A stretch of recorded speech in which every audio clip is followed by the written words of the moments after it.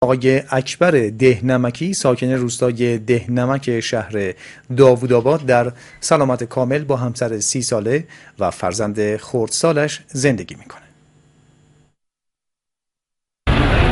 این روزها صحبت از راز طول عمر و امید به زندگی افرادی است که عمری بالای 90 سال دارند.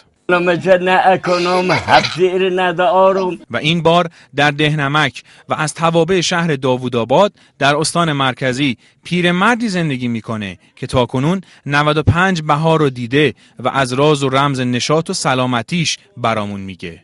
صبح که میرفتم مشغول خش دادن میشه این ورزش یا ساعت 4 بعد از ظهر این ورزش بود. کار اصلیتون کشاورزی و بنایی بوده؟ آره کار دیگه نمی‌کردم. چه ساعتی خواب پا میشدی؟ ساعت 6 صبح. هر روز چند ساعت کار میکردی؟ یا 5 بعد از ظهر. فست فود میدونی چیه؟ نه. فست فود نه. چیا مصرف میکردی مواد غذایی؟ پنیر، گوشت، نون. که اون زمانی که ما بودیم کره بود، قیماق بود، جور مصرف جور حالا نبود.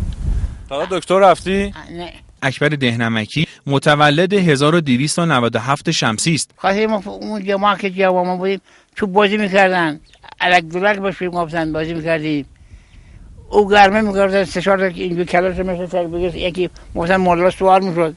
دهنمکی در این سن بنا به معاینات پزشکی در سلامت کامل زندگی میکنه و کارهای روزانه خود را خودش انجام میده. زن اولش رو در سالهای گذشته از دست داده و همسر دوم این پیرمرد 95 ساله زنی 33 ساله است که بعد از 12 سال زندگی مشترک همسرش رو دلزنده میدونه و نشان این زندگی شیرین رو 13 سال ازدواج کردم.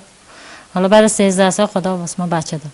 اکبر دهنمکی خدا رو به دلیل نعمتهاش و سلامتی که تو این سالها گرفته شکر میکنه و از برآورده شدن نذر و حاجتاش برامون میگه. خدا خواستیم برای اولاد گرفت اینا.